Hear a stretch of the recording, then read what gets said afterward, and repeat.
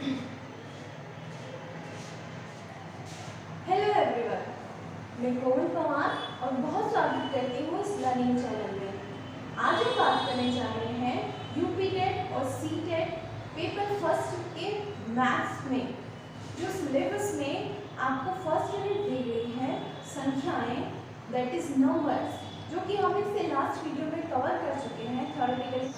आज हम इस वीडियो में उस बेसिक नॉलेज पर, जो कि हमने संख्याओं के बारे में वहाँ पर जाना है, उस पर रिलेटेड, उससे रिलेटेड जो क्वेश्चन आपके यूपी टेट और सी टेट की पिछली परीक्षाओं में आए हुए हैं, उनको हमने यहाँ पर लिया है। ठीक है, ये जानेंगे कि संख्याओं से रिलेटेड किस प्रकार के क्वेश्चन आपके एग्जाम में आते हैं। ठीक है, तो चलिए स्टार्ट करते हैं। यहाँ पर मैंने सी टेट और यूपी टेट कि पिछली 2017-2019 की परीक्षा में आए हुए कुछ इम्पॉर्टेंट क्वेश्चंस को यहाँ पर लिया है, जिनको हम डिस्कस करेंगे। ठीक है, चलिए स्टार्ट करते हैं। तो पहला क्वेश्चन जो यहाँ पर लिया गया है, जो कि आपके यूपी टेट 2017 के एग्जाम में आया हुआ है, इसको देखिए। इसमें आपसे पूछा गया था, निम्न में से कौन सा कथन सही है। यानी आपको एग्जाम में 4 स्टेटमेंट्स दिए गए हैं। उन स्टेटमेंट्स में से आपको पहचानना है कि कौन सारे ऑप्शंस आपको पढ़ने हैं और एक एक को समझकर ये देखना है कि इनमें से कौन सा गलत है। ठीक है, इस तरह के क्वेश्चंस में कई बार स्टूडेंट्स ये कंफ्यूजन में गलत क्वेश्चन करके आ जाते हैं। ठीक है, और अपना एक नंबर वहाँ पर खो देते हैं कि कथन सही है या कथन सही नहीं है। ठीक है, तो यहाँ पर हमें कौन सा कथन सही है ये देखना है। ठीक है, पहले ऑप्शन पर बात करेंगे। सबसे छोटी अभाज्य संख्या 1 है।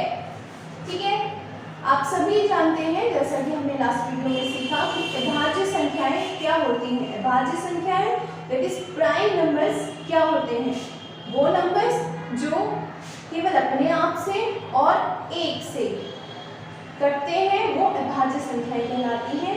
शुरुआत कहाँ से होती है, दैट इज सबसे छोटी अभाज्य संख्या कौन सी होती है, वो होती है 2, यानी 2 सबसे छोटी अभाज्य संख्या होती है। ठीक है, तो आप स्टेटमेंट्स को पढ़िए। सबसे छोटी अभाज्य संख्या 1 है, तो ये ऑब्वियसली ये जो आपका ऑप्शन है ये गलत हो गया है। ठीक है, नेक्स्ट पे बात करते हैं। अगर बात करें 1 की, तो ये ना तो अभाज्य संख्या है, ठीक है, ये अभाज्य संख्या नहीं है। नेक्स्ट में एक भाज्य संख्या विषम हो सकती है। भाज्य संख्या किसको कहते हैं, जो अपने आप से और 1 से तो कटती है, साथ ही साथ किसी दूसरे नंबर से भी कटती है। तो क्या ऐसी संख्या विषम हो सकती है। अब यहाँ पर देखिए, विषम संख्याएं कौन सी होती हैं, आपको बताया गया था विषम संख्याएं वो होती हैं जो 2 से नहीं कटती, 2 से नहीं कटती। मीन्स जिस संख्या को 2 से भाग देने पर कुछ शेषफल बच जाता है, वो संख्या विषम संख्या कहलाती है। ठीक है, तो यहाँ पर ऑप्शन क्या कहता है, एक भाज्य संख्या विषम हो सकती है। तो देखिए, एक भाज्य संख्या लेते हैं, आप ले लीजिए 25 जो है भाज्य संख्या है, क्योंकि ये 5 से कट रहा है, और ये विषम संख्या भी है, क्योंकि इसको 2 से भाग देने पर, अगर हम 2 से 25 को भाग देते हैं तो कितना आता है, यहाँ पर आपके पास आ जाएगा 12, यहाँ पर आ जाएगा, यहाँ पर आपको मिलता है एक शेष। ठीक है, तो 2 से 25 को भाग देने पर आपको 12 यहाँ पर मिलता है और एक आपको मिलता है शेष। इसका मीन्स ये है कि 2 से जो 25 है वो पूरी तरह से नहीं कटता है, और ये जो 25 है ये एक विषम संख्या हो जाती है। ठीक है, और ये एक भाज्य संख्या विषम हो सकती है, तो इसका मीन्स ये कि ये ऑप्शन करेक्ट हो जाता है। अब बात करते हैं नेक्स्ट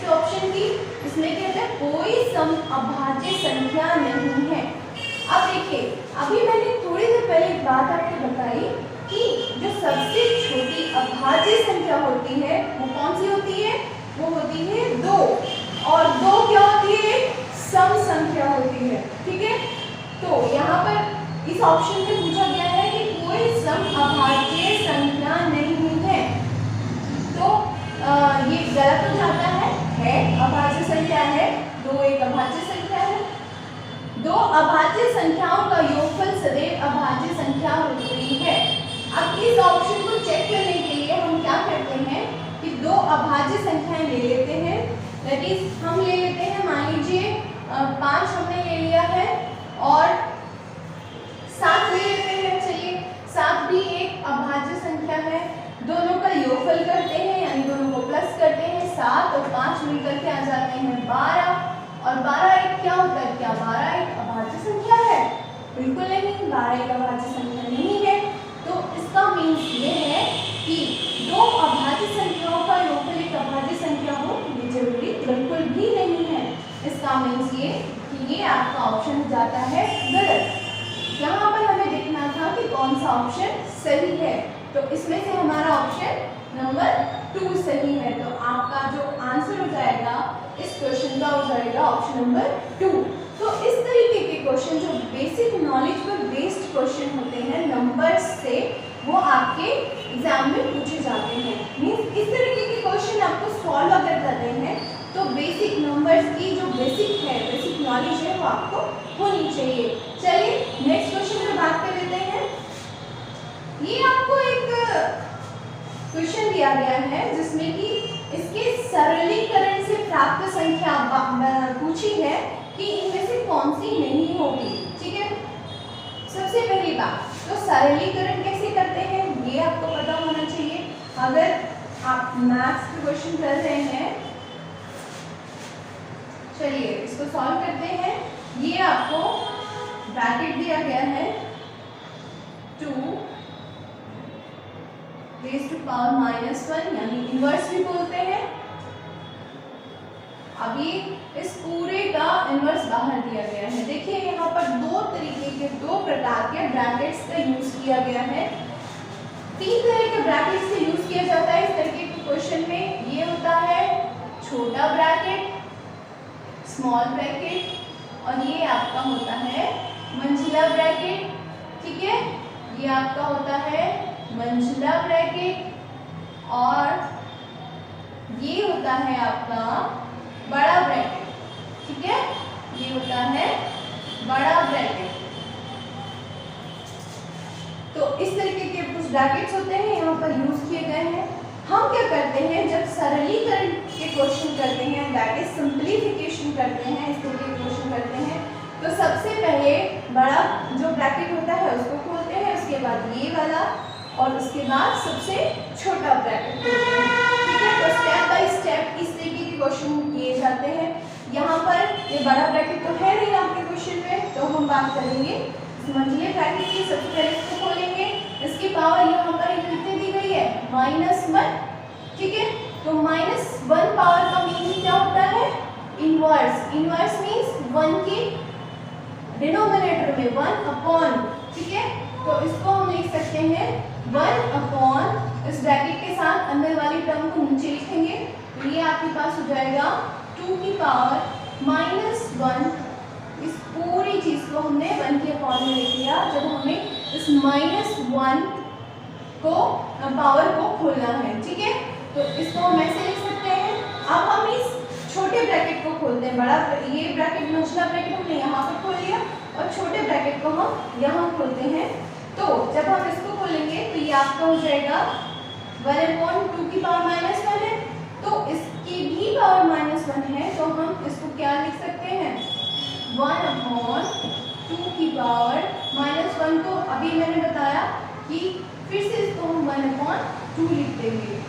ठीक है, अब देखिए जो यहाँ पर इस तरीके से आ जाता है, तो जो नीचे वाली संख्या होती है वो पहुँच जाती है सबसे ऊपर वाली संख्या की गुणा में।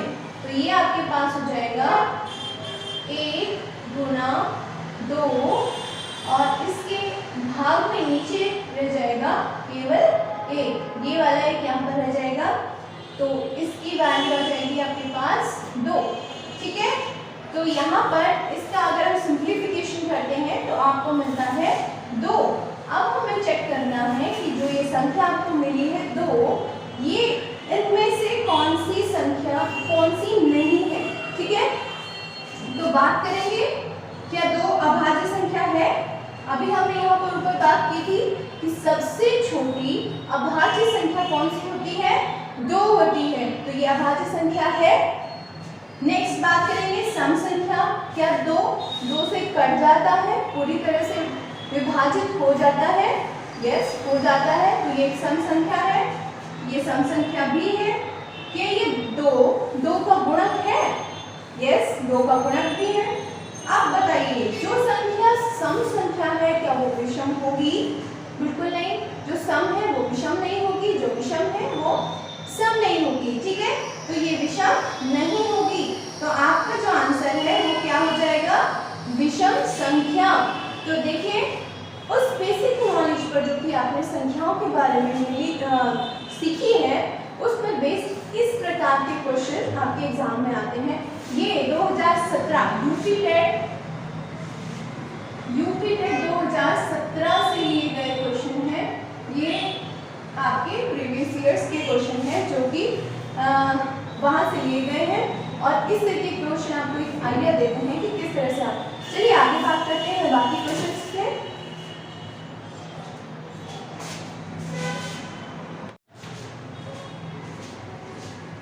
चलिए बात करते हैं नेक्स्ट क्वेश्चन की, जो कि आपके एग्जाम में आया हुआ क्वेश्चन है। किन्हीं 2 प्राकृतिक संख्याओं a तथा b के लिए a की पावर b बराबर 125 हो तो b की पावर a क्या होगा, यानी इन चारों ऑप्शंस में से b की पावर a का कौन सा मान होगा, ये हमें चेक करना है। तो इसके लिए सॉल्व करना होगा क्वेश्चन। a की पावर b बराबर आपको दिया गया है 125। देखिए यहाँ पर जब भी इस तरीके के क्वेश्चन आ जाते हैं जिसमें एक साइड पावर में कुछ हो और दूसरी साइड एक नंबर दिया हो, तो कोशिश ये करी जाती है, कोशिश ये करनी चाहिए कि ये जो नंबर है इसको भी हम पावर में लिखिए। ठीक है, इसको भी हम घात के फॉर्म में लिखिए। तो ये देखिए 125 नंबर है, तो अब हम देखते हैं कि इसको हम किस नंबर की कुछ घात के रूप में लिख सकते हैं। ठीक है, तो ये बहुत ही वेल नोन नंबर है कि ये 5 की घात 3 के बराबर होता है। ठीक है, तो 5 की घात 3 के बराबर होता है।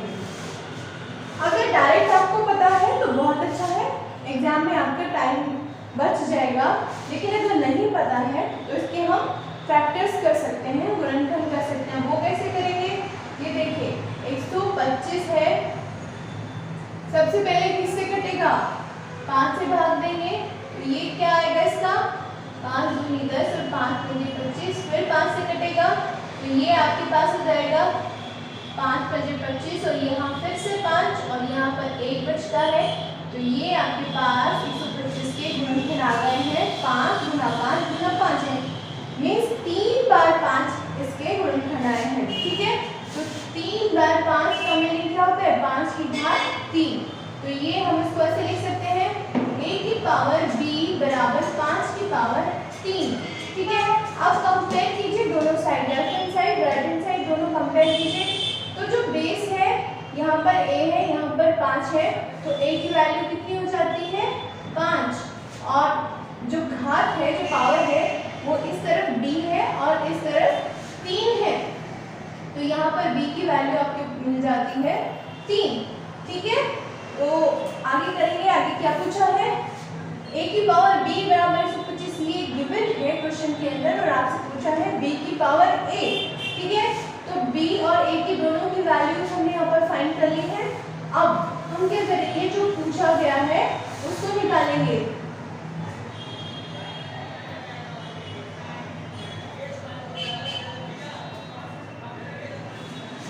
आपसे पूछा गया है b की पावर a, b की वैल्यू हमने अभी कितनी निकाली थी 3, a की पावर a की वैल्यू 5, तो ये हमें मिल जाता है 3 की पावर 5। इसको हम जब कैलकुलेट करेंगे तो ये 3 की 5 बार गुना 3 गुना 3 गुना 3 गुना 3 गुना 3, जब हम इनको कैलकुलेट करते हैं तो आपको नंबर मिलता है 2 4 3।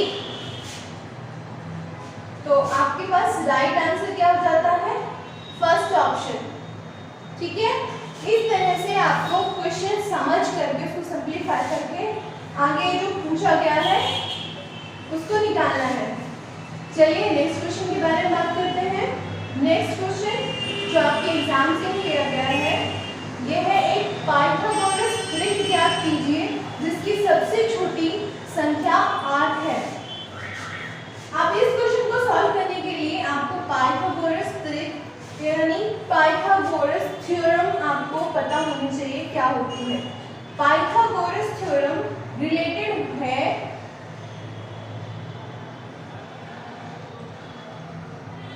ट्रायंगल से।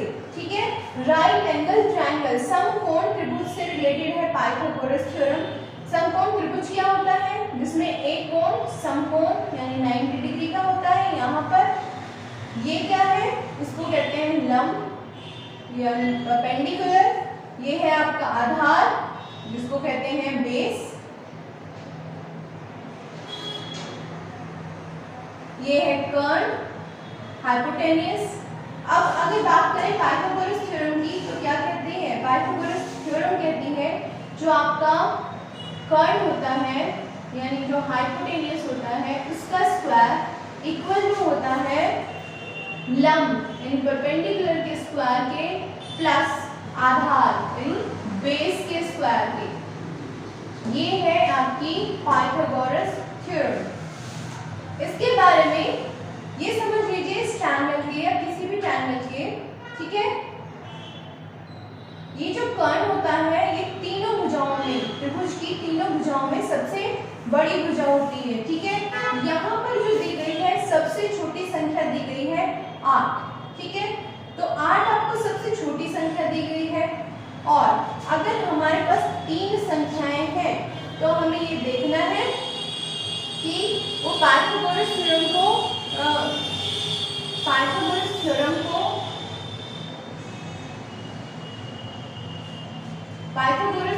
सेटिस्फाई करती हैं या नहीं करती हैं। अगर आपको ये देखना है तो उसमें से जो सबसे बड़ी संख्या होती है वो होती है कर्ण और जो सबसे छोटी संख्या होती है उससे बड़ी संख्या होती है उनमें से एक आधार और एक लंब होता है। ठीक है, तो इनमें से ऑप्शन वाइज चारों ऑप्शंस को अलग अलग चेक करेंगे कि ये पाइथागोरस त्रिक है या नहीं है।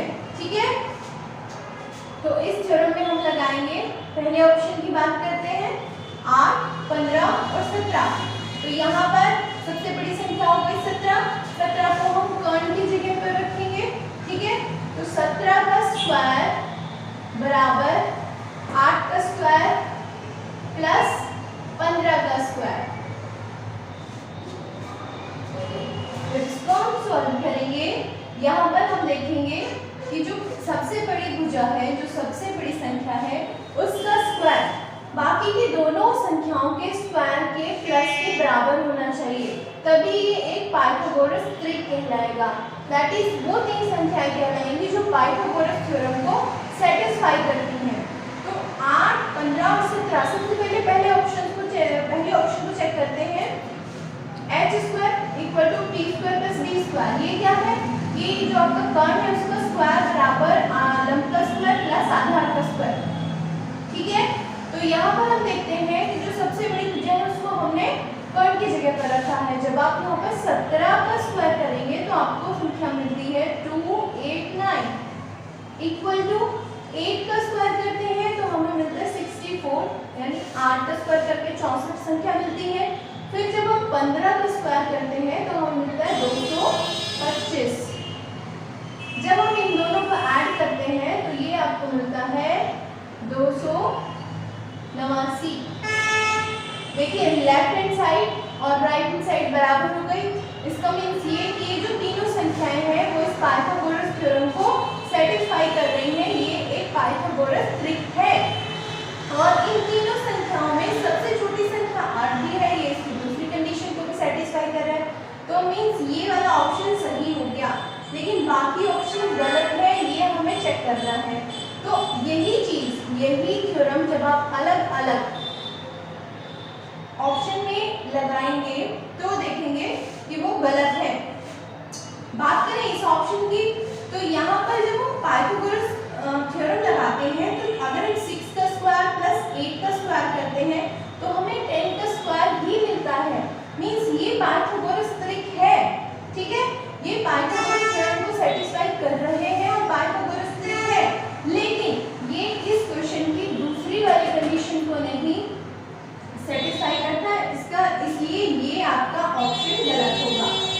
ये तो पहले ही गलत निकल जाएगा, पहले ही अलग निकल जाएगा, बाकी तीनों इनकी करेंगे क्योंकि इन्हीं में सबसे छोटी संख्या 8 है, तो हमने देखा कि पहला ऑप्शन यहाँ पर राइट हो गया है।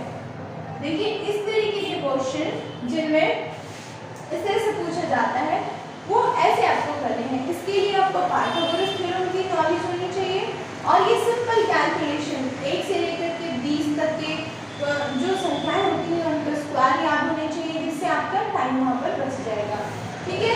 तो कैलकुलेशन आपकी अच्छी होनी चाहिए, तब आप वहाँ पर कम समय में ज़्यादा से ज़्यादा क्वेश्चन कर पाएंगे।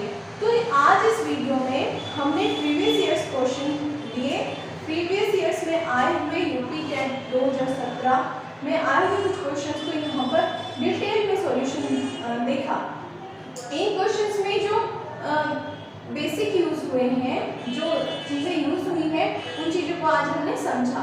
आई होप ये वीडियो आपकी प्रिपरेशन में आपके लिए हेल्पफुल होगी। आगे भी इसी तरीके